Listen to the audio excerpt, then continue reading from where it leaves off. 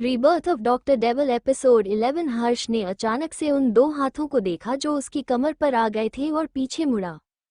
तुम यहाँ क्या कर रहे हो? क्या तुम्हें ठंड नहीं लगा रही? कियारा ने उसकी तरफ देखकर डरते हुए पूछा, मगर हर्ष की तरफ से कोई जवाब नहीं आया।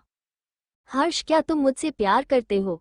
कियारा ने अपने लिप्स बाइट कर लिए और उसकी आंखों में आंसू भरे हुए थे। वही उसका सवाल सुनकर हर्ष की नज़रें कॉम्प्लिकेटेड हो गई, क्योंकि उसने उम्मीद नहीं की थी कि वो अचानक से ऐसा कोई सवाल पूछेगी। तुम्हें पता है, मैं सचमुच बहुत ही इनसिक्योर फील करती हूँ।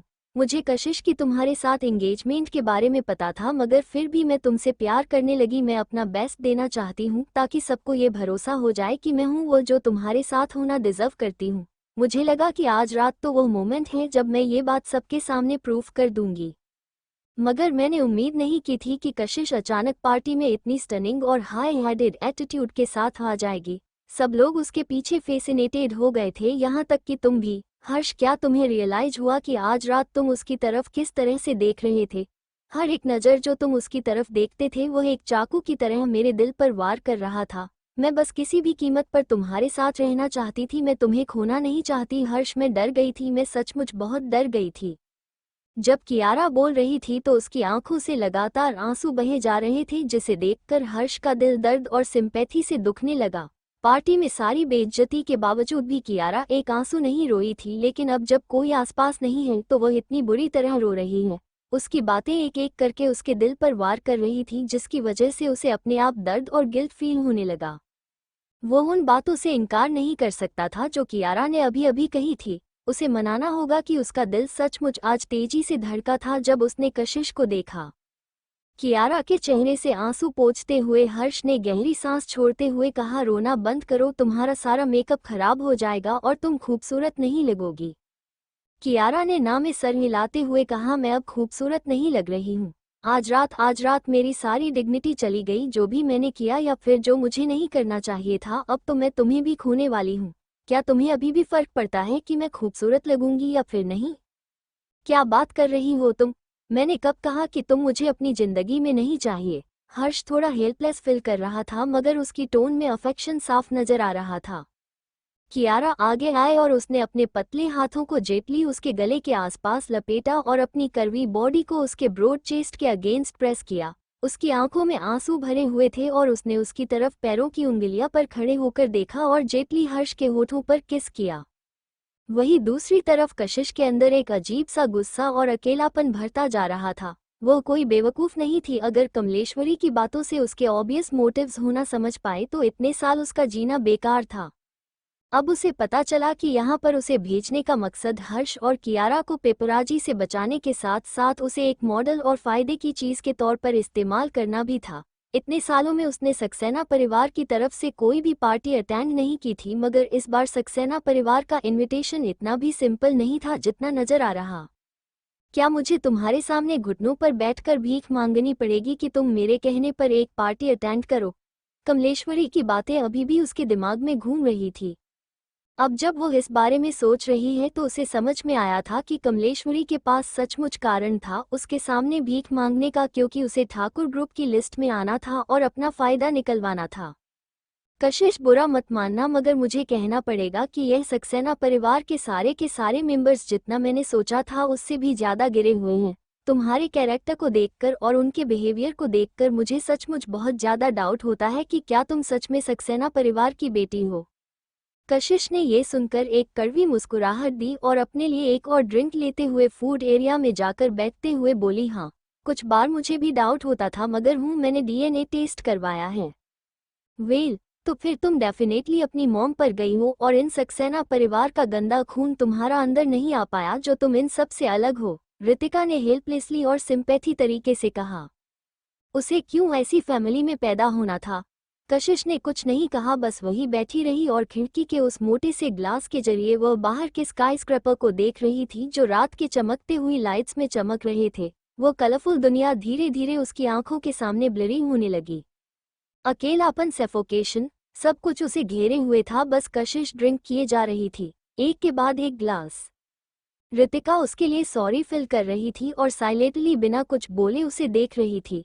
इतने सालों से बेस्ट फ्रेंड होने की वजह से रितिका और कशिश के बीच में एक अनस्पोकिंग अंडरस्टैंडिंग थी, जो बिना कुछ कहे भी एक दूसरे का दर्द और तकलीफ समझ जाते थे। और वह जानती थी कि ऐसे वक्त पर अगर वो उसे कंफर्ट देने के लिए या फिर कुछ भी बोलेगी तो वो उसके घाव पर नमक छिड़कने के बराबर होगा।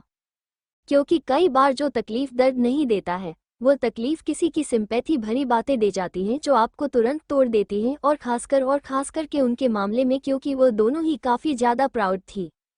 कौन अपनी ही दोस्त को सब जानते हुए भी परेशान करना चाहेगा? और वही शोर शराबे वाले माहौल में अचानक से तालिया की आवाज़ गूंजने लगी। कशिश ने अपना दर्द करता हुआ सर पकड़ा और तुरंत सबसे ब्राइट डायरेक्शन में देखा। जो इंसान स्टेज पर बोल रहे थे वो टोल और एक मिडिल एज मगर हाई प्रेफरेंस वाले इंसान थे। उनकी उम्र के नॉर्मल मोटे और थोड़ा अजीब देखने वाले आदमियों से अलग वो स्ट्रांग और काफ़ी फिट फिजिक्स के थे, हैंडसम चेहरे के साथ और एक शांत और स्टेडी टेम्परामेंट के साथ, जो सबूत था कि जब वो यंग होंगे तो वो काफ़ी हैंडसम दिखते होंगे, जबकि अभी भी वो अपनी एज के नॉर्मल लोगों से काफ़ी हैंडसम थे।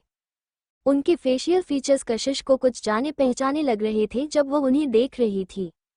थैंक यू फॉर ऑल, जो आप लोगों ने टाइम निकाल मेरे बेटे रणविजय के ऑफिशियल सक्सेशन सेरेमनी को अटेंड करने के लिए जो रावत ग्रुप की तरफ से हो रही है। रावत ग्रुप आज यहाँ तक पहुँचा है। ये बात सुनकर कशिश समझ गई, जैसा कि उसने सोचा था, जो इंसान स्टेज पर बोल रहे थे वो रणविजय के फादर थे। हाँ, ये अंकल मुझे जो स्टेज पर काफ़ी जाने पहचाने लग रहे हैं। यहाँ तक कि रितिका ने भी नोटिस कर लिया। रणविजय के डैड ने ज्यादा कुछ नहीं कहा। उसके बाद तालियां बजी और उन्होंने अपने बेटे और नए सीईओ को इनवाइट किया, जिसने आज से ही ऑफिशियली इतने बड़े फाइनल शो ग्रुप को टेक ओवर किया था। जब रणविजय धीरे धीरे वहां आया और फाइनली स्टेज पर जाकर खड़ा हुआ तो पूरी पार्टी हॉल में तालिया के साथ साथ धीमी बातें भी होने लगी। तो ये है रावत ग्रुप का नया लीडर। मुझे पता ही था, मुझे शुरू से लगा रहा था कि इसकी एक स्ट्रांग प्रेजेंस है। मैंने कई लोगों से पूछा कि यह कौन है और पता चला कि वो तो आज का सेंटर ऑफ अटेंशन है।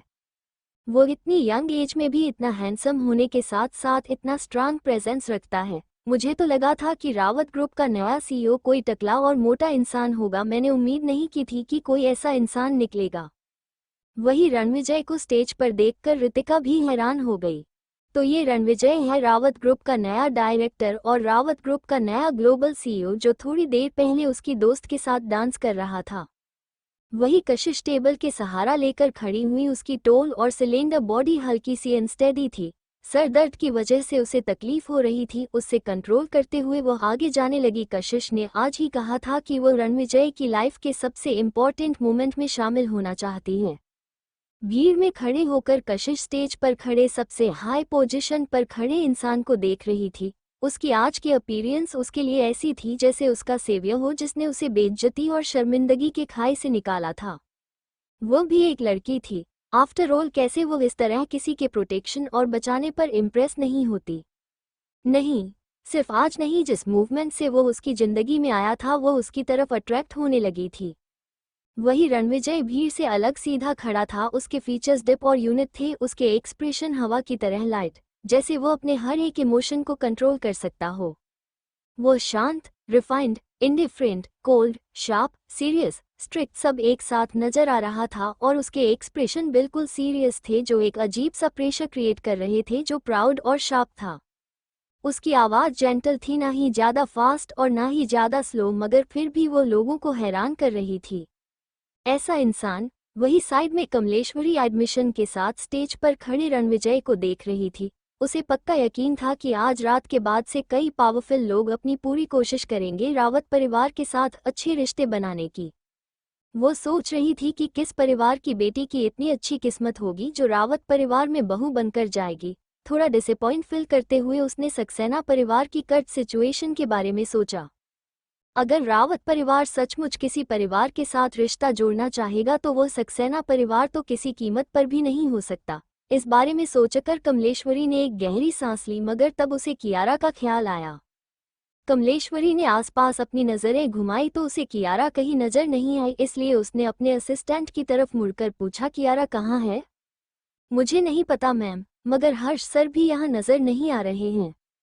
ये सुनकर कमलेश्वरी कुछ सेकंड के लिए शांत हो गई और शायद उसे कुछ समझ में आ गया तो उसका चेहरा ना खुश हो गया। बेवकूफ़ लड़की, और वही स्टेज पर रणविजय की स्पीच खत्म हो गई। उन तालियां के बीच कशिश ने गहरी सांस ली और मुड़कर पार्टी हॉल के बाहर जाने लगी। अपनी स्पीच खत्म करने के बाद रणविजय ने ऊपर देखा तो भीड़ की अपोजिट डायरेक्शन में उसे कशिश जाती हुई दिखाई दी, तो वो तुरंत स्टेज से नीचे आया। मगर रणविजय आगे बढ़ पाता उससे पहले ही कार्तिक वहां पर आ गया और उसे एक वाइन का ग्लास देते हुए बोला, कांग्रेचुलेशंस मेरे भाई। रणविजय ने वाइन का ग्लास लिया और अपना सर घूमते हुए अचानक आवाज दी, निशांत। निशांत बिल्कुल एक भूत की तरह हवा से वहां पर आवाज सुनते ही प्रकट हो गया, तो रणविजय ने दरवाजे की तरह इशारा करते हुए कहा, उसके ऊपर नजर रखो, उसने कुछ ज्यादा ड्रिंक कर ली है। ये सुनकर निशांत तुरंत समझ गया और उसने कहा, समझ गया सर, मैं अभी जाता हूँ। वही कार्तिक कंफ्यूज हो गया और उसने हॉल के एंट्रेंस की तरफ देखा, मगर कशिश ऑलरेडी वहां से कोने से मुड़कर जा चुकी थी, इसलिए उसे कोई नजर नहीं आया। कौन, किसने ज्यादा ड्रिंक कर ली है? ये सुनकर रणविजय ने उसकी तरफ इनडिफरेंटली देखा मगर कुछ बोला नहीं। ठीक उसी वक्त दित्या एक सेम पिंक कलर के गाउन में, उसके बाल ऊपर की तरफ बंधे हुए थे, उसका मेकअप डेलिकेट था मगर ज्यादा वल्गर नहीं, उसके बावजूद भी उसका अपीयरेंस कई लोगों का ध्यान अपनी तरफ खींच रहा था। वही शौर्य अपने टोल फिगर हैंडसम चेहरे पर हल्की मुस्कुराहट लिए खड़ा था, मगर उसकी आंखों में एक इंडिफरेंस और गहराई नजर आ रही थी। दित्या ने मुस्कुराते हुए शौर्य का हाथ पकड़ा हुआ था। Congratulations mister Rawat. रणविजय ने दित्या की तरफ देखा मगर उसकी आंखों में किसी और लड़की की ही परछाई थी। रणविजय की नजरें उस अपने दोस्त पर चली गई जो दित्या का हाथ पकड़कर खड़ा था, और फिर उसने शांति से दूसरी तरफ देखा और अपना ग्लास उठाया टोस्ट करने के लिए। आज रात कुछ लोग वहां पर थे जिन्हें एंटरटेन करना जरूरी था। वही होटल के पार्किंग लॉट में कशिश फूलों के पास बैठी हुई थी बिना कुछ कहे हुए। मिस कशिश, क्या मैं किसी को बुला दूं आपको घर लेकर जाने के लिए? निशांत ने पूछा। ये सुनकर कशिश ने ना में सर हिलाते हुए कहा, नहीं, रणविजय ने मुझे उसका वेट करने के लिए कहा था, मैं उसका यही वेट करूंगी। निशांत ने चलने के लिए कहा तो कशिश ना में सर हिलाते हुए बोली, नहीं, रणविजय ने मुझे उसका यहाँ इंतजार करने के लिए कहा है। निशांत बेचैन हो रहा था कि बाहर बहुत ही ठंड थी और कशिश अभी तक पूरी तरह से ठीक भी नहीं हुई थी। अगर कशिश की कंडीशन खराब हो गई तो वो कैसे अपने बॉस को एक्सप्लेन करेगा? कशिश ने अपने सर पर अपना हाथ मारा और अल्कोहल की वजह से उसे चक्कर आ रहे थे। शायद आपको सर का गाड़ी में चलकर इंतजार करना चाहिए, निशांत ने फिर से सजेशन दिया, तो कशिश ने ना में सर हिलाते हुए कहा, भूल जाओ, मैं खुद जाकर उसे ढूंढ लेती हूँ।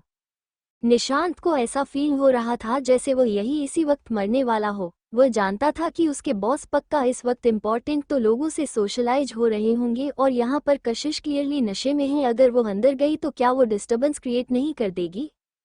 लेकिन कशिश इस बारे में सोच नहीं रही थी। वो काफी लंबे वक्त से इंतजार कर रही थी और रणविजय नहीं आया। उसे नहीं पता था कि उसे और कितना इंतजार करना होगा।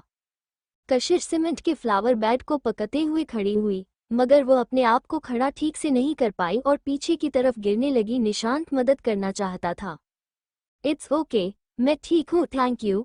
कशिश ने निशांत के इंटेंशन देखे और मुस्कुराई। उसके गुलाबी होठों पर एक जेन्युइन स्माइल थी। उसका यूजुअली कोल्ड और डिस्टेंस चेहरा शायद अल्कोहल की वजह से सॉफ्ट हो गया था और निशांत इसके आगे कुछ और सोचना भी नहीं चाहता था। उसने तुरंत अपना हाथ पीछे खींच लिया। निशांत ने अपना थूक निगला। जहां निशांत पैनिक कर रहा था वही कशिश ऑलरेडी होटल की तरफ जा रही थी। मिस कशिश, निशांत तुरंत उसे फॉलो करने लगा। सीरियसली इतने सालों तक अपने बॉस के साथ काम करने के बाद उसे फील होने लगा था कि उसका काम रिसेंटली और भी ज्यादा मुश्किल हो गया है। उसे एक लड़की का ख्याल रखना था जो नशे में है, लेकिन वो उसे टच नहीं कर सकता, संभाल नहीं सकता, उसकी बातों से इनकार भी नहीं कर सकता। उसे समझ नहीं आ रहा था कि वो एग्जैक्टली करे तो करे क्या। वो बस कशिश पर नजर रख सकता था और बार बार भगवान से प्रार्थना कर सकता था और केयरफुल हो सकता था ताकि वो कशिश से टकराए ना या फिर कशिश किसी चीज से टकराए ना।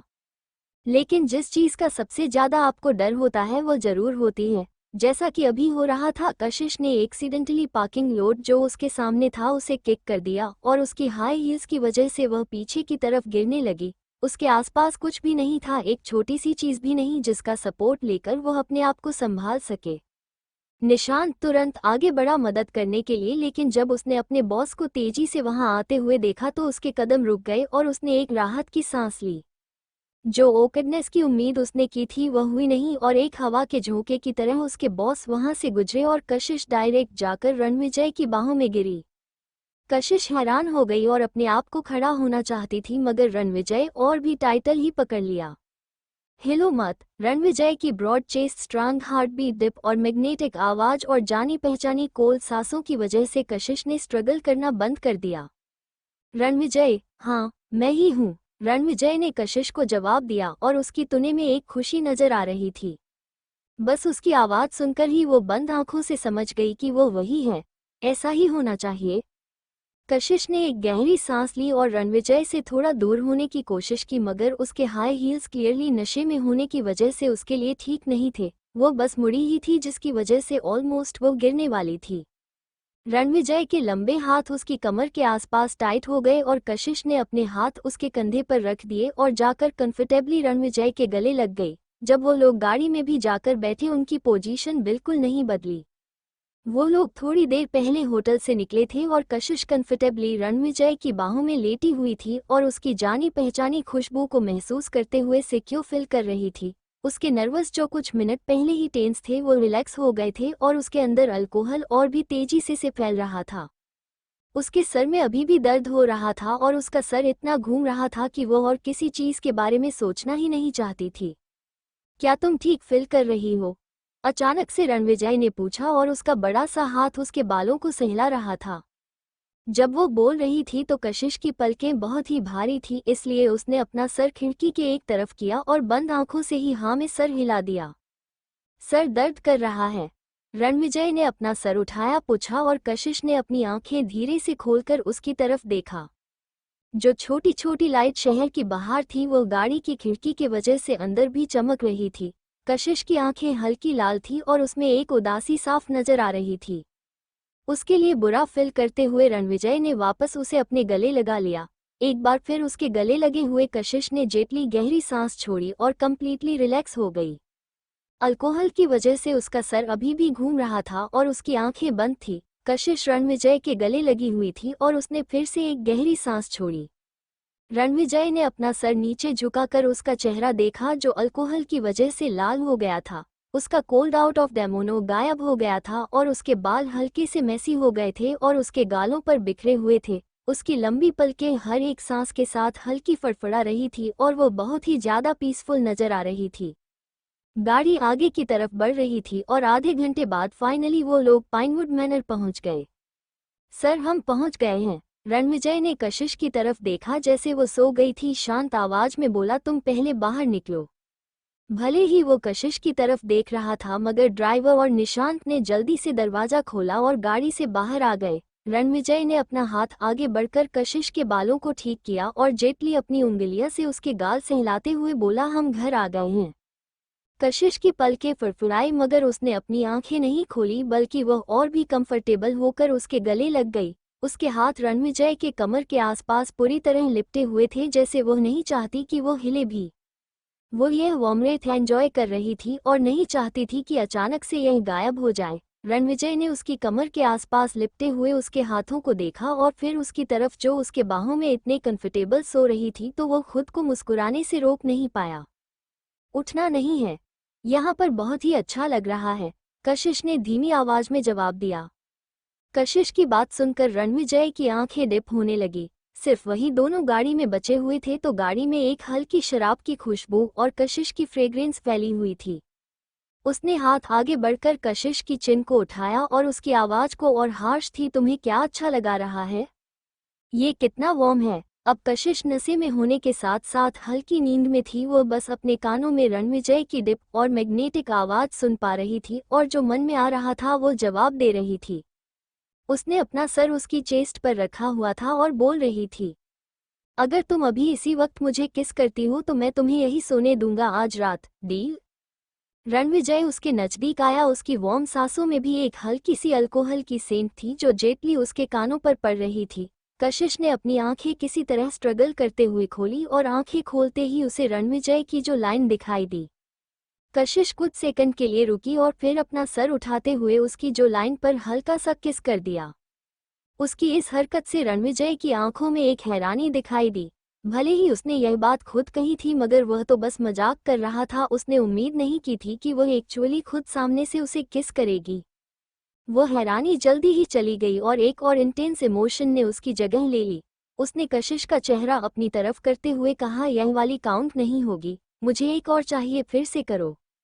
रणविजय उसके ड्रंक और कंफ्यूजन वाले एक्सप्रेशन की तरफ इंटेंशनली देखे जा रहा था। उसकी आवाज़ डिप और अल्कोहल की वजह से थोड़ी हार्श थी। कशिश ने सबकॉन्शियसली अपनी चीन को पीछे खींचने की कोशिश की मगर रणविजय की पकड़ मजबूत थी और वो उसे छोड़ना नहीं चाहता था। कम ऑन, ये काउंट नहीं होगी, मुझे फिर से किस करो, रणविजय ने इंसिस्ट करते हुए कहा।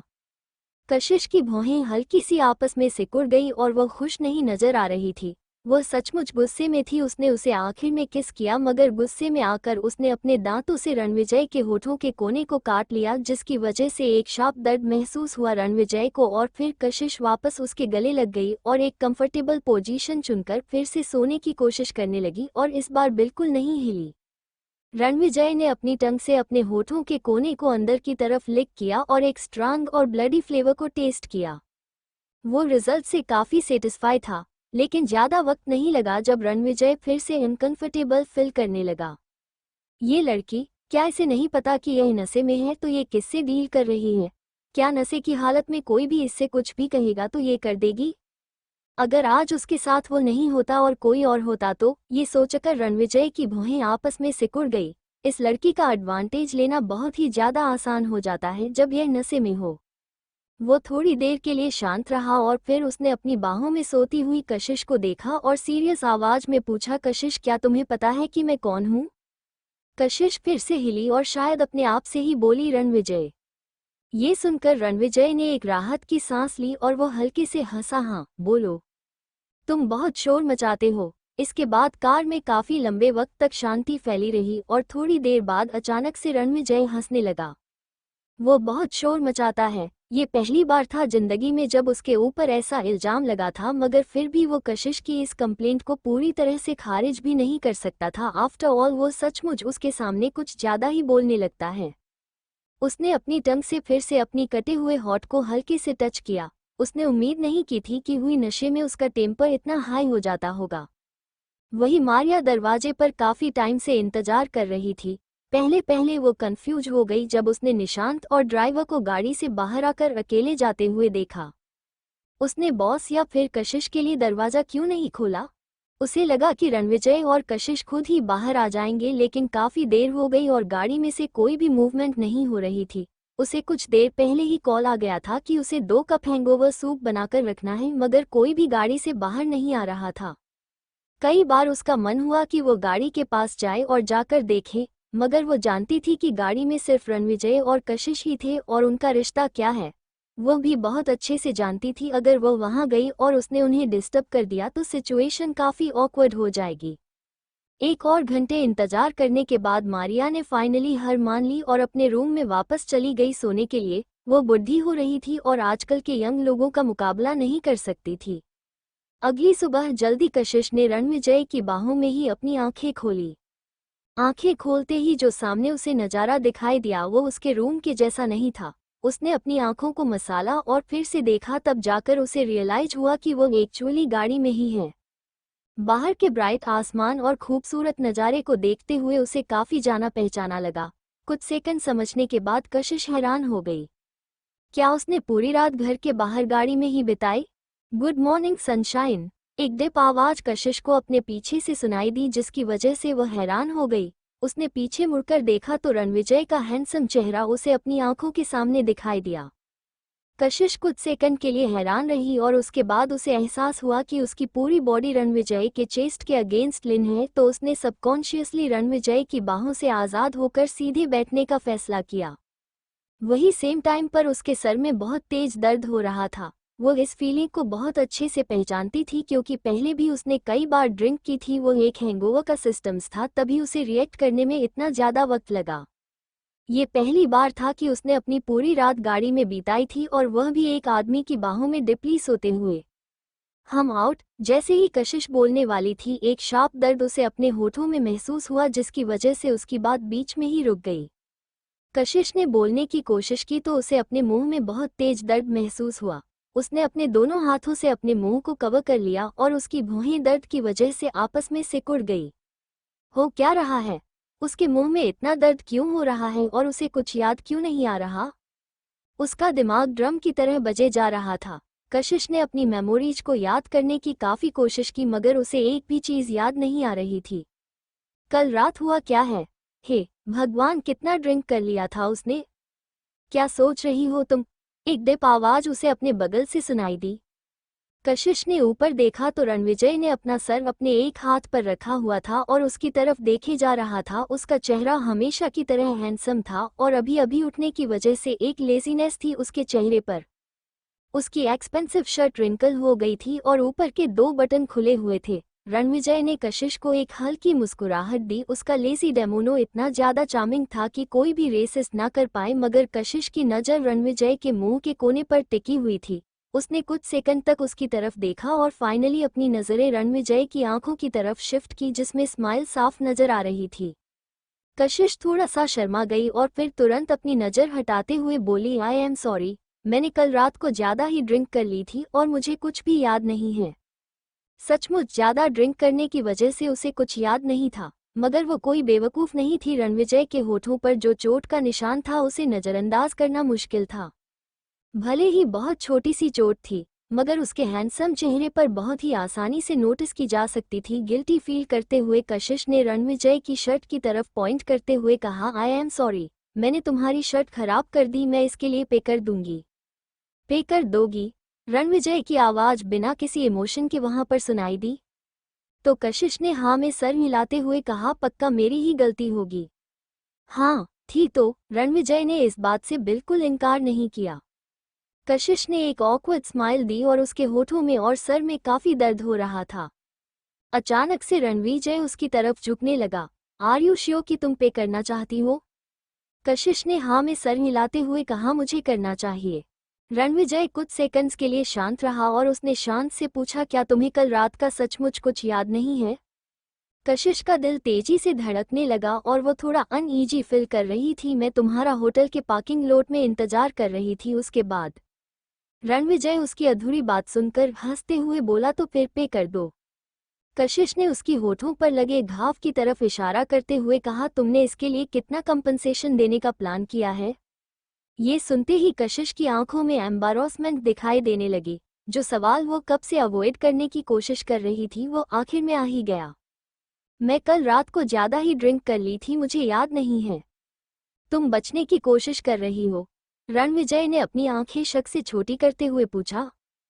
तो कशिश के सर में और भी ज्यादा दर्द होने लगा और उसने कहा, नहीं, मुझे सचमुच नहीं पता कि क्या हुआ था। रणविजय ने कुछ सेकंड के लिए उसकी तरफ डिपली देखा और फिर सीधा होकर बैठ गया। अगले ही सेकंड गाड़ी का दरवाजा खुला और फ्रेश हवा अंदर आए और रणविजय ऑलरेडी गाड़ी से उतर चुका था।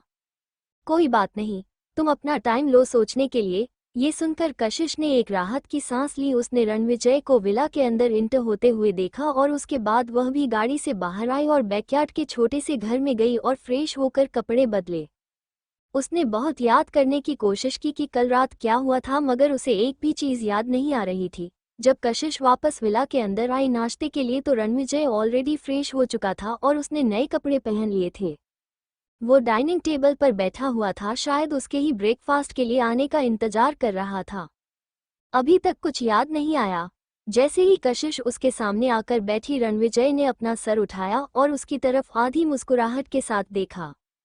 तो एक फोर्सफुल मुस्कुराहट के साथ कशिश ने ना में सर हिलाते हुए कहा, अभी तक नहीं। तो ट्राई करती रहो। नाश्ते के बाद भी कशिश कल रात को लेकर कंफ्यूज थी। नाश्ते के बाद और रणविजय फिर से ऊपर की तरफ चला गया। कशिश उसे बताना चाहती थी कि उसने ऑलरेडी रितिका के साथ अपना प्लान बना लिए हैं कंपनी जाने के लिए आज, मगर लास्ट में उसने लिविंग रूम में बैठकर रणविजय के नीचे आने का इंतजार करने का फैसला किया। ठीक उसी वक्त मारिया जल्दबाजी में बाहर आए, एक ट्रे पकड़े हुए और बोली, मिस कशिश, क्या आप प्लीज मेरी एक मदद कर देगी और ये दवाया सर को दे देगी ऊपर? मैं खाना छोड़कर नहीं जा सकती जो मैंने किचन में गैस पर चढ़ाया हुआ है, वरना वो खराब हो जाएगा। ये सुनकर कशिश ने तुरंत ट्रे लेते हुए कहा, नो प्रॉब्लम, मैं ले जाती हूँ। मरिया ने ग्रेटफुल होकर हाँ में सर हिलाया और वापस किचन की तरफ भाग गई। कशिश ने ऊपर जाकर रणविजय के रूम का दरवाजा नॉक किया और केयरफुली उसकी परमिशन मिलने के बाद अंदर आए। रणविजय वार्डरोब के सामने खड़ा अपनी टाई फिक्स कर रहा था। उसने उसकी तरफ देखा और जो वो कर रहा था वो रोक दिया। मैं यहाँ मारिया के कहने पर तुम्हारी मेडिसिन देने आई थी, कशिश ने ट्रे नीचे रखते हुए कहा। रणविजय ने दूसरी तरफ देखा और आधी लगाई हुई टाई को खोल दिया और बोला, मैं ये टाई नहीं लगा पा रहा हूँ। कशिश उसके पास गई और उसने पूछा, मदद चाहिए?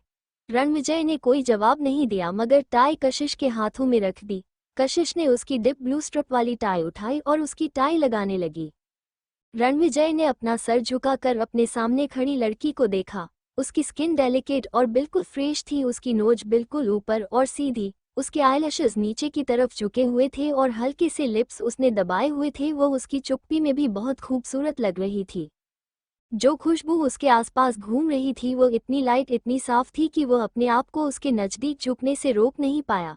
कशिश रणविजय केयर को देखकर अपनी जगह पर जम गई और उसने कुछ कदम पीछे ले लिया। रणविजय ने उसे देखा और धीरे से उसके और नज़दीक जाने लगा। कशिश फिर से पीछे हुई मगर इस बार उसकी पीठ जाकर वार्डरोब से लग गई। अब वहां से पीछे जाने का और कोई रास्ता नहीं था। उसके सामने खड़ा वो रीगल आदमी और उसका एग्रेसिव ऑरा जिसकी वजह से उसका दिल तेजी से धड़क रहा था। क्या अब तुम्हें याद आ गया? उसकी डिप आवाज कशिश को अपने ऊपर से सुनाई दी, बिल्कुल एक बम की तरह, जिसकी वजह से उसका दिल कांप गया और बहुत तेजी से धड़कने लगा। नहीं, मुझे शायद और टाइम की जरूरत होगी। ये सुनते ही रणविजय का हाथ अचानक उसकी कमर पर आ गया और धीरे धीरे टाइट होने लगा। कशिश कांप गई, उसके हाथ अपने आप रणविजय के कंधों पर चले गए और वो रिएक्ट कर पाती उससे पहले ही उसने रणविजय की उसकी और सेक्सी आवाज फिर से सुनी, क्या तुम्हें रिमाइंडर की जरूरत है? कशिश इस वक्त स्ट्रेट रणविजय की तरफ देख भी नहीं पा रही थी। ये जो आदमी उसके सामने खड़ा था उसकी प्रेजेंस कुछ ज्यादा ही ओवरवेलमिंग थी। उसे कोई आइडिया नहीं था कि उसकी क्लोजनेस उस पर कितना अलग इफेक्ट डाल रही थी। उसने अपने हाथों उसके चेस्ट पर रखकर धीरे से उसे पुश करने की कोशिश की और दूर करने की कोशिश की, मगर वो जैसे एक पहाड़ की तरह था जो बिल्कुल भी नहीं हिला। कशिश थोड़ा हेल्पलेस फील करने लगी। थैंक्स। जैसे जैसे दूरी कम होती जा रही थी कशिश की लाइट सेंट और भी ज्यादा रणविजय को महसूस हो रही थी और कशिश की कमर के आसपास लिपटा हुआ हाथ साइलेंटली टाइट होता जा रहा था। अपना सर उठाओ और मेरी तरफ देखो। कशिश को लगा कि वो पागल हो जाएगी। उसकी डिप आवाज उसे अपनी रीढ़ की हड्डी तक ठंडक महसूस करवा रही थी। उसने धीरे से अपना सर उठाया और उसका फोरहेड जाकर रणविजय के चिन से टकरा गया। उसकी बॉडी फिट से उसकी तरफ झुकने लगी। रणविजय की वार्म सांसें उसके चेहरे पर पड़ रही थी और उसने डिपली उसकी बॉडी की खुशबू को अपने अंदर इनहेल किया। बस मुझे बता दो, तुम्हें इतना नजदीक आने की कोई जरूरत नहीं है।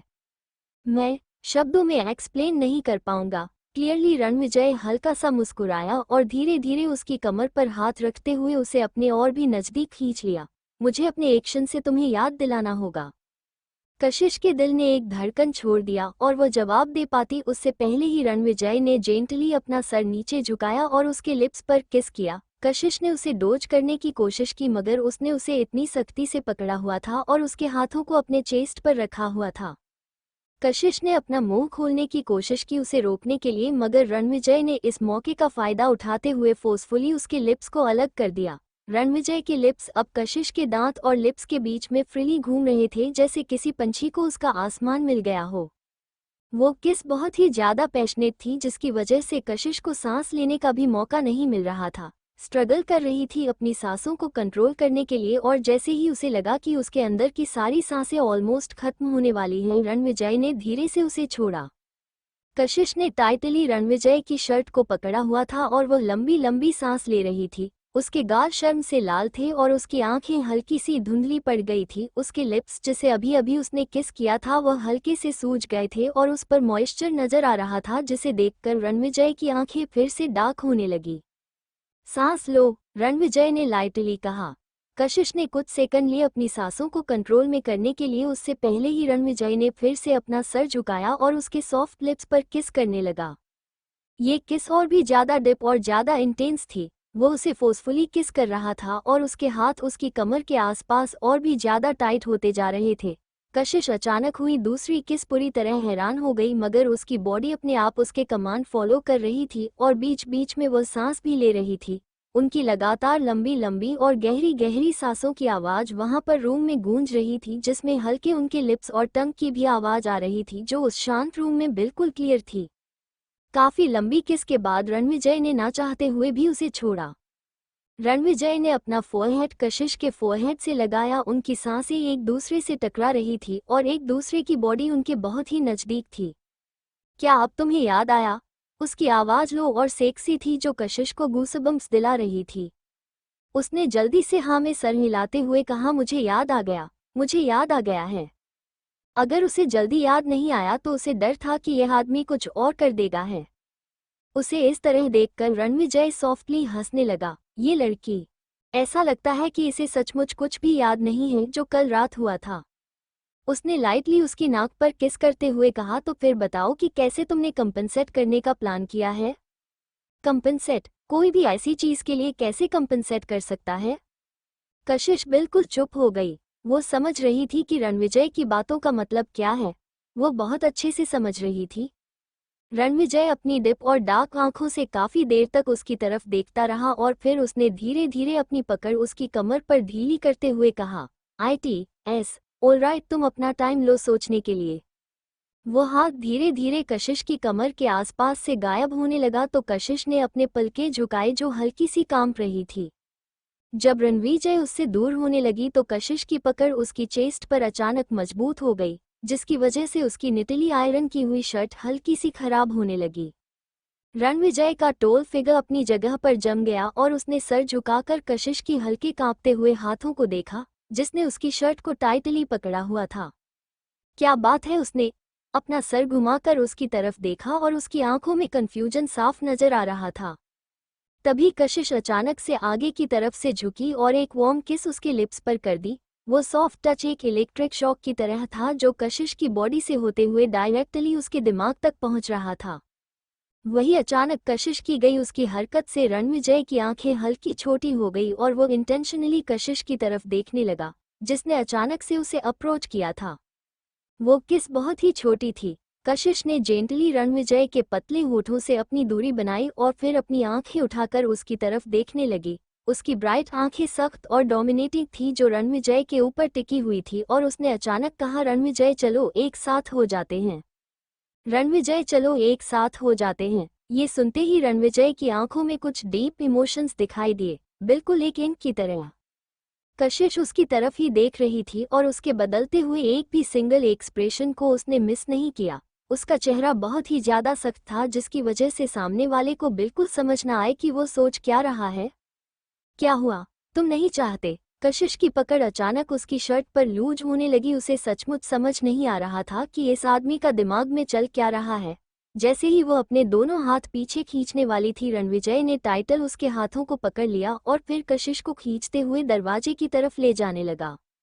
कशिश को कुछ सेकंड के लिए समझ ही नहीं आया कि हो क्या रहा है। उसने पूछा, रणविजय क्या कर रहे हो तुम? हम लोग शादी करने जा रहे हैं। ये सुनकर कशिश के दिल ने एक धड़कन छोड़ दी। यह आदमी यह इतना स्ट्रेट फॉरवर्ड क्यों है? जैसे ही वो लोग दरवाजे के पास पहुंचे, कशिश ने दरवाजे के फ्रेम को पकड़ लिया, जिसकी वजह से रणविजय के पास रुककर उसकी तरफ देखने के अलावा और कोई चॉइस नहीं थी। कशिश उसकी तरफ देखकर हंसने से खुद को रोक नहीं पाई और उसने पूछा, मैंने तुमसे शादी करने के लिए हाँ कब की? अभी अभी। कशिश ने उसकी तरफ देखा और हंसते हुए कहा, मैं बस तुम्हारे साथ रिलेशनशिप में आने के लिए प्रपोजल के लिए मानी हूँ मिस्टर रावत। ये सुनकर रणविजय बिल्कुल भी खुश नहीं था और उसने कहा, ये तो शादी के लिए हाँ करना ही हुआ ना? कशिश ने दरवाजे की फ्रेम के अगेंस्ट लिन होते हुए ऊपर देखते हुए हंसते हुए कहा, तुम्हारे सपनों में तुम मुझे बस कुछ 2 हफ्तों से डेट कर रहे हो और तुम ऑलरेडी सारे प्रोसेस को स्किप करके डायरेक्ट शादी तक पहुंच गए। प्रोसेस? रणविजय काफी कंफ्यूज नजर आ रहा था। कशिश पीछे की तरफ झुकी और उसने गहरी सांस छोड़ते हुए कहा, भले ही मैं 26 साल की हूँ और यही मेरी शादी की सही उम्र है, मगर क्या मैं पहले डेटिंग एक्सपीरियंस करना डिजर्व नहीं करती? डेटिंग? रणविजय थोड़ा हैरान हो गया। ये कॉन्सेप्ट उसके लिए बिल्कुल नया था, मगर फिर भी उसने कहा, फाइन, चलो डेट करते हैं। कशिश मुस्कुराई और उसने हाँ में सर हिलाया और फिर अपना गला साफ करते हुए बोली, ओके, आज के बाद से मुझे काम पर जाना है। अगर किसी भी चीज़ की ज़रूरत हो तो तुम मुझे कॉल कर लेना, और अगर नहीं भी हो तो मेरे बारे में सोचना, क्योंकि काम की वजह से शायद मैं बिजी हो जाऊं, इसलिए मुझे यहाँ से जाना होगा। रणविजय का चेहरा धीरे धीरे कशिश की बातें सुनकर सीरियस होने लगा और उसने कहा, तुम घर छोड़कर जा रही हो? बिल्कुल भी नहीं। तो तुम मुझे डेट करने से इनकार कर रहे हो? ये सुनकर रणविजय ने अपने लिप्स दबाते हुए कहा, तुम यहाँ रहोगी, इससे हमारी डेटिंग में क्या प्रॉब्लम होने वाली है? रणविजय ने दरवाजे की फ्रेम के अगेंस्ट लिन खड़ी लड़की को देखा और उसकी लेजी स्माइल उसे गुस्सा दिला रही थी। वो धीरे धीरे उसकी तरफ बढ़ने लगा। रणविजय को अपनी तरफ आता हुआ देखकर कशिश के चेहरे पर जो प्लेफुल लुक था वह गायब होने लगा और एक नर्वसनेस दिखाई देने लगी।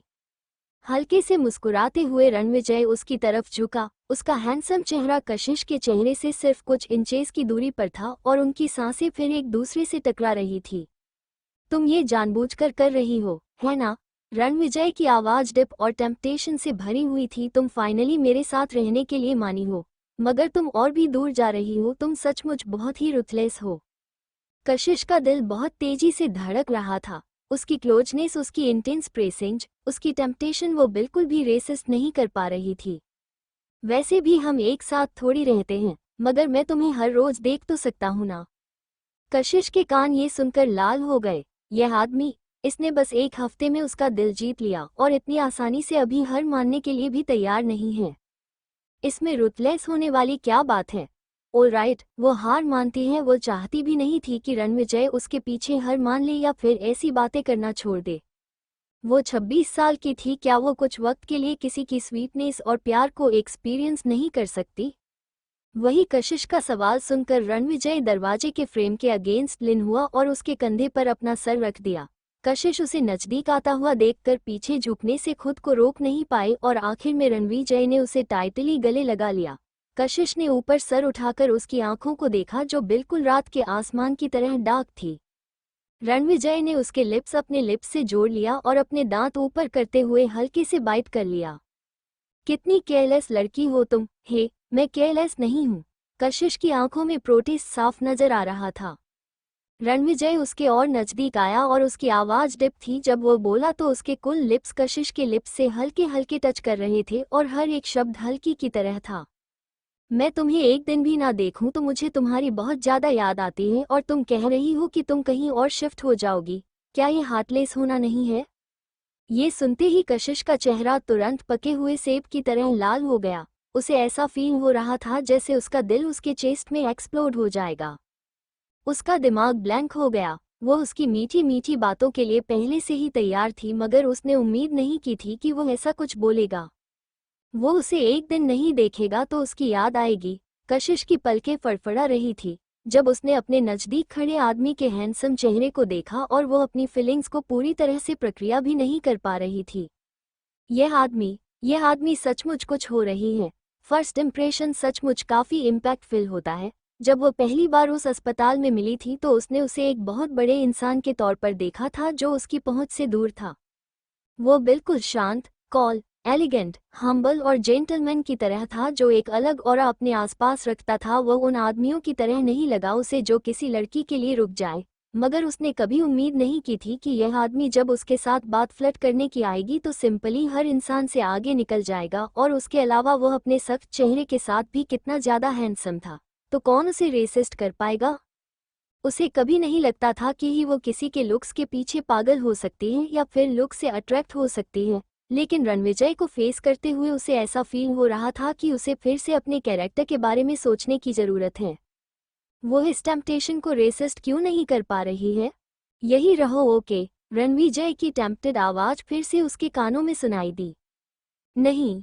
कशिश के अंदर जो आखिरी मोरालिटी बची थी उसे इस्तेमाल करते हुए उसने मना कर दिया, लेकिन जैसे उसने अपनी बात की खत्म की उसे अपने लिप्स में बहुत तेज दर्द महसूस हुआ।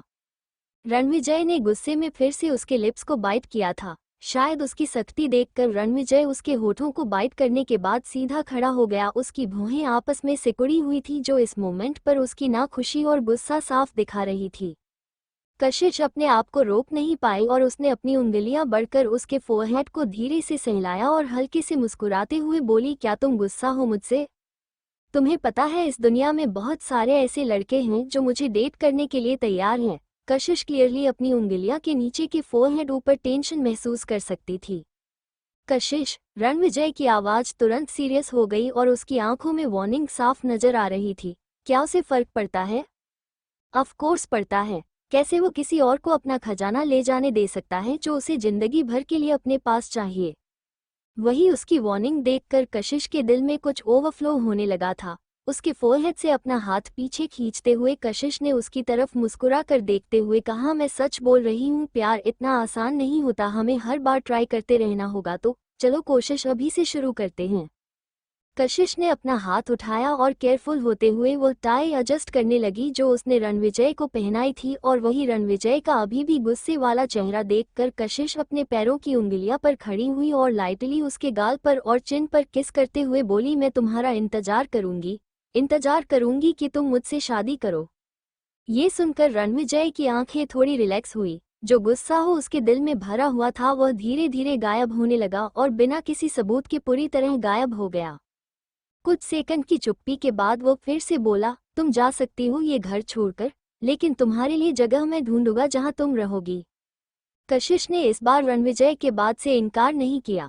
अगर वो उसके लिए एक अच्छा घर ढूंढना चाहता है तो वो उसे ये काम करने देगी। वो यहाँ भी रहना चाहती थी, मगर बस उसके हिसाब से पाइनवुड मैनर उसकी काम वाली जगह से काफ़ी दूर था और आने जाने में उसका काफ़ी टाइम वेस्ट हो जाएगा। इतने सालों में उसे फास्ट फेस मॉडर्न लाइफ की आदत हो गई थी। पाइनवुड मैनर उसे बहुत पसंद था और वह रहना तो चाहती थी, मगर अभी उसके पास वक्त नहीं था शांति से बैठकर लाइफ एंजॉय करने का। कशिश ने उसी दिन से ऑफिस जाना शुरू किया। वह पहले से ही अपने नए कलीग के अपोज या फिर उनके अलग बिहेवियर के लिए खुद को तैयार कर चुकी थी, लेकिन सरप्राइजिंगली कंपनी में उसके लिए एक वेलकम सेरेमनी पार्टी रखी गई थी, जिसकी वजह से कशिश थोड़ा ऑकवर्ड फील कर रही थी क्योंकि उसे इस वार्मथ और इज्जत की आदत नहीं थी। रितिका ने उसका रिएक्शन नोटिस किया और उसके कंधे को थपथपाते हुए बोली, ऑल राइट, मैं आज यहाँ अनाउंस करती हूँ कि कशिश अब से स्पॉटलाइट ब्यूटी की लीड परफ्यूमर होगी और सारा तुम हमारी लीड परफॉर्मर की नई असिस्टेंट होगी। मैं समझ गई मैम। एक लड़की जो यंग थी वो लाइट ब्लू ड्रेस में सामने आई और मुस्कुराते हुए कशिश से हाथ मिलाते हुए बोली, हेलो मैम, मैं सारा हूँ। हेलो, कशिश ने बिना किसी एक्सप्रेशन के जवाब दे दिया। तो रितिका आगे बोली, कशिश यहाँ नहीं है तो मुझे उम्मीद है कि आप सब लोग उसकी सेटल होने में मदद करेंगे, और जहाँ तक बात रही वेलकम डिनर की, हम उसे कुछ वक्त के लिए पोस्टपोन करने वाले हैं क्योंकि हम इस वक्त बहुत ही बिजी हैं। और अब जाकर सारा तुम मैनेजमेंट ग्रुप को बता दो कि हमारी में कॉन्फ्रेंस रूम में एक मीटिंग होने वाली है। कशिश, तुम्हें भी चलना होगा हमारे साथ। ओके। वही कॉन्फ्रेंस रूम में रितिका ने हेडसेट पर थी। वो मीटिंग जल्दी कंप्लीट होने वाले बड़े शॉपिंग मॉल के बारे में थी जो शहर के नॉर्थ में बन रहा था और रावत ग्रुप की तरफ से बना रहा था। जब रितिका ने इससे जुड़े अपने सवाल को उठाया तो पूरे रूम में शांति फैल गई। कशिश जानती थी कि इस चुप्पी का कारण क्या है। भले ही स्पॉटलाइट ब्यूटी की रेपुटेशन काफ़ी अच्छी थी, मगर उनका स्केल काफ़ी छोटा था और वो डोमेस्टिक ब्रांड के साथ भी अभी कम्पीट नहीं कर सकते थे। इंटरनेशनल के साथ तो दूर की बात थी, और उसके अलावा मल्होत्रा ग्रुप अपनी पूरी जी जान से कोशिश में लगा हुआ था रावत ग्रुप के शॉपिंग मॉल में अपनी जगह बनाने के लिए। और जहां तक अंदाज था कि लोकल किसी एक ही ब्रांड को रावत ग्रुप में जगह मिलने वाली थी। शायद सब लोगों को यही लग रहा होगा कॉन्फ्रेंस रूम में कि रितिका का डिसीजन टाइम और एनर्जी की बर्बादी है। सब लोग इस फैसले के खिलाफ थे क्योंकि हर एक एंगल से देखने पर स्पॉटलाइट ब्यूटी का कोई चांस नजर नहीं आ रहा था। रितिका अपनी चेयर पर पीछे की तरफ झुक गई। उसने अपना सर झुका लिया और उसके हाथ उसके सर पर चले गए थे। कशिश साफ उसके चेहरे पर टेंशन देख सकती थी। कशिश ने रितिका की तरफ देखा और कुछ सेकंड की शांति के बाद उसने बोलना शुरू किया, पहले सिचुएशन एनालिसिस कर लेते हैं हम लोग। ये सुनकर सब लोगों के सर उसकी तरफ घूम गए और यहाँ तक कि रितिका भी अपना सर उठाकर उम्मीद से कशिश की तरफ वो देखने लगी। स्पॉटलाइट ब्यूटी के खुद के प्रोडक्ट है और हमारी रेपुटेशन काफ़ी अच्छी है। क्वालिटी और इफेक्ट भी हमारी प्रोडक्ट के कोई इंटरनेशनल ब्रांड से कम अच्छे नहीं हैं, राइट? सब लोगों ने हाँ में सर हिलाया। ये सचमुच सच था, यहाँ तक कि कंपनी के बड़े बड़े एग्जीक्यूटिव भी खुद की कंपनी के ही प्रोडक्ट्स इस्तेमाल करते थे क्योंकि वो सस्ते के साथ साथ बहुत अच्छे भी थे। तभी कशिश ने अपनी शांत टोन में आगे कहा, तो इसका मतलब है कि हमारे प्रोडक्ट की क्वालिटी इशू नहीं है, वह तो कई इंटरनेशनल ब्रांड से भी बेहतर है, मगर हमारे सेल्स फिगर उनसे काफ़ी पीछे हैं। और इसका कारण क्या है? शायद क्योंकि हमारी कंपनी मार्केट में अभी बहुत ही नई है, हमारी कोई लंबी हिस्ट्री नहीं है, इसलिए शायद बड़े बड़े कस्टमर को हमारे ऊपर उतना भरोसा नहीं है, किसी ने कहा। तो कशिश ना में सर हिलाते हुए बोली, एक्चुअली कई सारे इंटरनेशनल ब्रांड हैं जो काफ़ी लंबे वक्त से मार्केट में नहीं है। रिसर्च एक्सपर्ट सालों नहीं लगाते किसी भी कंपनी के प्रोडक्ट को डेवलप करने के लिए, और आजकल हर साल नए प्रोडक्ट्स आते जा रहे हैं और हर एक प्रोडक्ट एक्सपर्ट डेवलप नहीं करते हैं। कशिश ने अपना सर उठाया और रूम में बैठे हुए हर एक इंसान को देखते हुए अपना फाइनल कंक्लूजन बताते हुए कहा, मेन प्रॉब्लम शायद ये है कि हमारे ब्रांड को उतना रिकॉग्निशन नहीं मिला है जितना बाकी इंटरनेशनल ब्रांड को मिल चुका है। Thank you for listening. मुझे उम्मीद है आपको इस स्टोरी पसंद आई होगी। अगर आपको पसंद आई है तो प्लीज़ लाइक और कमेंट करना ना भूलें और मोर स्टोरीज के लिए सब्सक्राइब करें। मिलते हैं नेक्स्ट वीडियो में।